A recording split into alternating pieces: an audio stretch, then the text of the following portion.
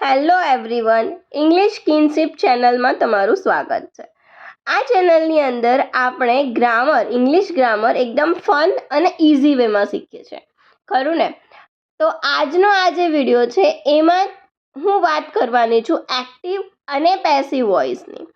શું તમે જાણો છો કે એક્ટિવ અને પેસિવ વોઇસનો કરેક્ટલી ઉપયોગ કેવી રીતે કરવાનો હોય છે?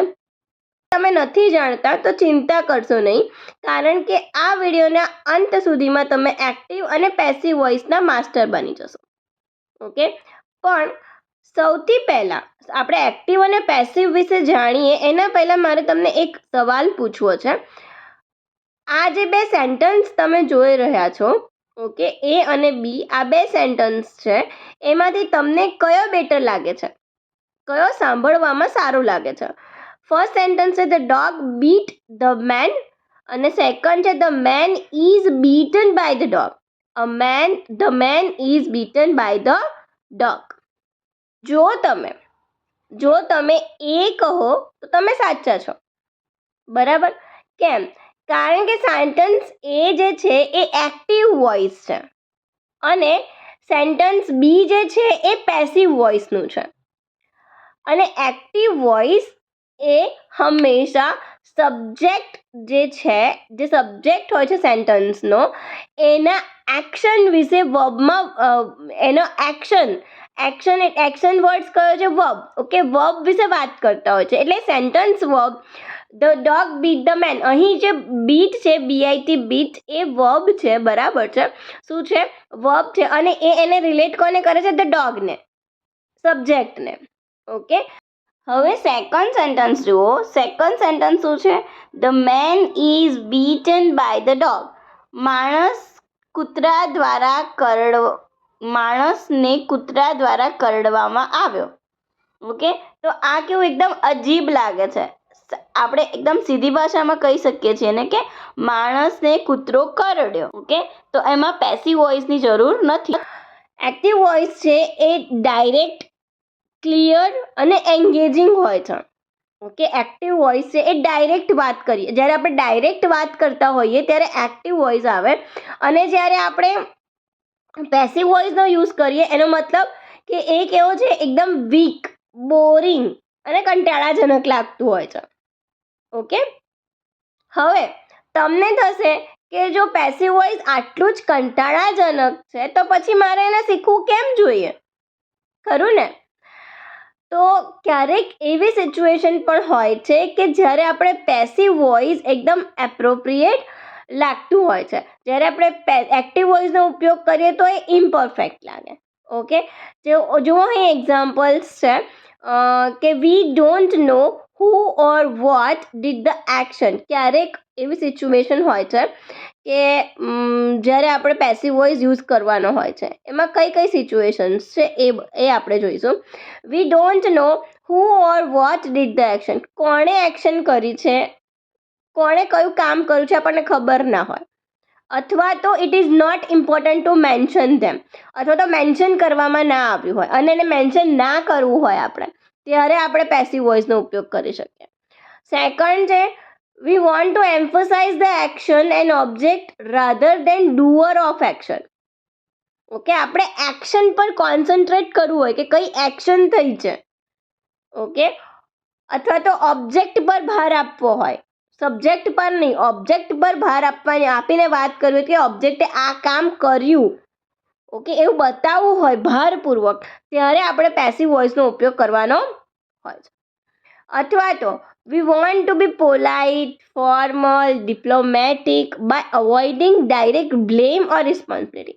અથવા તો આપણે પોલાઇટ બનવું હોય, કોઈને ડાયરેક્ટલી બ્લેમ કર્યા વગર, કોઈને ડાયરેક્ટલી બ્લેમ કરવો કે આણે આ કામ કર્યું, એના કરતાં આનાથી આ કામ કરાયું તો એને વધારે ખોટું લાગતું નથી, ત્યારે પણ આપણે પેસિવ વોઇસનો ઉપયોગ કરી શકીએ, બરાબર? હવે ચલો આપણે સિચ્યુએશન જોઈએ કે કઈ સિચ્યુએશનમાં પેસિવ વોઇસનો ઉપયોગ કરવાનો હોય છે, બરાબર? સૌથી પહેલાં મેં તમને કીધું હતું કે જ્યારે આપણને ખબર ના હોય, when we don't know who or what did the action and it is not important to mention them. or it is not important to mention them. એટલે જ્યારે આપણે મેન્શન ના કરવું હોય કે કોણે આ કામ કર્યું છે ત્યારે એના માટે એક્ઝામ્પલ જુઓ. If you say my car was stolen, તમે એમ કહો છો કે મારી કાર ચોરાઈ ગઈ. Okay, you did not know who stole your car. તમને એ ખબર નથી તમારી કાર કોણે ચોરી. જો તમને ખબર હોય તો તમે કાર જઈને લઈને આવો.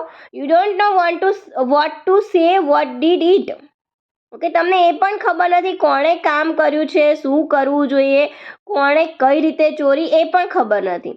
તો આ કેસની અંદર તમારે શું કરવાનું, પેસિવ વોઇસ પર ફોકસ કરવાનો છે. Okay, your car was stolen rather than on a thief.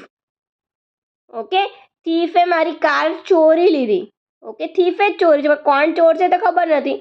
Okay, તો પેસિવ વોઇસનો ઉપયોગ કરી શકાય. You need to be use a verb be in the same sense as active voice. Okay, active વોઇસની રીતે પણ ઉપયોગ કરી શકો છો, બટ અહીંયા આપણે પેસિવ વોઇસનો ઉપયોગ કરીશું. ઓકે, અને પેસિવ વોઇસની જ્યારે પણ વાત કરીએ ત્યારે આપણે જે વર્બ છે, અહીં જો વર્બ છે STEL, સ્ટીલ છે, સ્ટીલનું થર્ડ ફોર્મ ઓફ વર્બ આપણે થર્ડ ફોર્મ ઓફ વર્બ મૂકશું, એ છે સ્ટોલન. ઓકે, સ્ટોલન યુઝ કરવાનું છે. ઓકે, અને વર્બમાં પણ પાસ્ટ ટેન્સનું ફોર્મ યુઝ કરવાનું રહેશે તમારે. ઓકે, વોઝ પાસ્ટ ટેન્સનું, ટુ બીનું પાસ્ટનું ફોર્મ વોઝ વાપરવાનું. એના પછી જે વર્બ છે, વર્બનો પણ થર્ડ ફોર્મ ઓફ વર્બ વાપરવાનું છે અને એ છે સ્ટોલન. ઓકે, તો શું થયું, my car was stolen.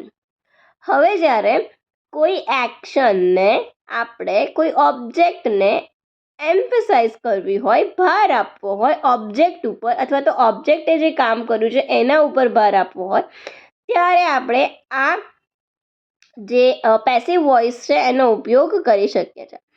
Four example અહીં જુઓ, the Mona Lisa was painted by Leonardo da Vinci. Okay, Mona Lisa painting જે છે એ કોના દ્વારા બનાવવામાં આવ્યું હતું, પેઇન્ટિંગ કરવામાં આવ્યું હતું, તો લિયોનાર્ડો ધ વિન્ચી દ્વારા.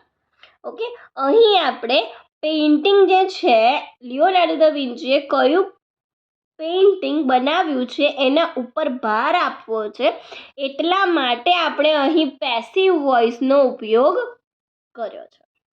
ઓકે, હવે નેક્સ્ટ છે, જ્યારે પણ આપણે કોઈ પોલાઇટ મેનર કે ફોર્મલ વેમાં ઓર ડિપ્લોમેટિક વેમાં આપણે વાત કરવી હોય, ઓકે, તો અત્યારે આપણે ડાયરેક્ટ ઓર રિસ્પોન્સિબિલિટીની વાત જ્યારે કરતા હોઈએ ત્યારે આપણે આ પેસિવ વોઇસનો ઉપયોગ કરી શકીએ. અ મિસ્ટેક વોઝ મેડ. એટલે કે તમે એવું કહેવા માંગો છો કે કોઈએ મિસ્ટેક કરી, બરાબર, તો મિસ્ટેક કોને કરી છે એ ખબર નથી તમને, અને મિસ્ટેક જેને કરી છે એના માટે તમને શું છે, માન છે. ઓકે, કે એણે મિસ્ટેક ભૂલથી કરી છે. ઓકે, એના માટે રિસ્પેક્ટ છે તમને. તો એના માટે આપણે આ યુઝ કરી શકીએ. જ્યારે બિઝનેસ ઓર એકેડેમિક ઓર સાયન્ટિફિક રાઇટિંગની વાત કરતા હોઈએ ત્યારે પણ પેસિવ વોઇસનો ઉપયોગ કરવાનો હોય છે. ક્યારેક પેસિવ વોઇસ યુઝ થતા હોય છે જ્યારે બિઝનેસ લેંગ્વેજની વાત કરીએ ત્યારે. હવે આપણે જોઈ લીધું, બરાબર છે, પેસિવ વોઇસ કેવી રીતે ઇંગ્લિશમાં બનાવવાનો હોય છે. હવે ક્વિકલી થોડાક તમારું ટેસ્ટ લેવું છે. ઓકે, અને હજી હું ડિટેલમાં તમને સમજાવવાની છું. નેક્સ્ટ વિડીયોની અંદર આપણે કયા ટેન્સની અંદર કઈ રીતે એનું થાય છે એ જોઈશું, પણ પહેલાં થોડુંક તમારા માટે ટેસ્ટ છે. ઓકે, હું તમને ટેસ્ટ આપું છું, 4 સેન્ટેન્સીસ આપું છું એક્ટિવ વોઇસના, એને તમારે રીરાઇટ કરીને પેસિવમાં કન્વર્ટ કરવાના છે. ઓકે, રીરાઇટ કરીને પેસિવમાં કન્વર્ટ કરવાના છે. વિડીયો પોઝ કરો અને આન્સર્સ લખજો નીચે. ઓકે, અને પછી વિડીયો ફરીથી રિઝ્યુમ કરો અને ચેક કરો. ઓકે, તમે તૈયાર છો? ચલો સ્ટાર્ટ કરીએ. She writes a blog every week. પછી સેકન્ડ સેન્ટેન્સ છે, they are building a new bridge across the river. Across the river. પછી થર્ડ સેન્ટેન્સ જુઓ, he broke the window with a stone. He broke the window with a stone. Next છે, they have cancelled the flight due to bad weather. They have cancelled the flight due to bad weather. હવે તમે કેવી રીતે કર્યું છે? How did you do? Let's check. Let's see the correct answer. હવે correct answer check કરીએ. જુઓ, first sentence છે અ બ્લોગ. અહીં જુઓ, she writes a blog every week. She writes a blog every week. અહીં અ બ્લોગ એ શું છે? Object થયું, તો ઓબ્જેક્ટને આગળ લાવવાનું છે. A blog is, IS is આવશે. પછી અહીંયા રાઇટ્સ છે. જો આ પ્રેઝન્ટ ટેન્સ છે અને પ્રેઝન્ટ ટેન્સ છે એટલે ઇઝ આવશે ટુ બીનું ફોર્મ, અને રાઇટ્સનું પાસ્ટનું થર્ડ ફોર્મ રિટર્ન, એટલે a blog is written by her. સીનું હર થઈ જશે. By her every week. A blog is written by her every week. Next sentence જુઓ, અહીં ઓબ્જેક્ટ કયો છે? A new bridge. A new bridge is being built across the river by them. Across the river by them. હવે next sentence જુઓ, તેમાં object કયું છે? The window. The window આગળ આવી જશે. બ્રોક પાસ્ટનું ફોર્મ છે એટલે અહીં વોઝ મૂકીશું આપણે. The window was broken. બ્રોકનું બ્રોકન. Broken by him. હીનું થઈ જશે him. Broken by him with a stone. The window was broken by him with a stone. Okay, હવે ફોર્થ સેન્ટેન્સ જુઓ. એમાં અહીં ઓબ્જેક્ટ કયું છે? The flight. કોને કેન્સલ કરવામાં આવી છે? ફ્લાઇટ કેન્સલ થઈ છે. The flight has been cancelled. The flight has been cancelled due to bad weather by them. Okay, the flight has been cancelled due to bad weather by them. શું તમારા બધા જ sentence સાચા પડ્યા છે?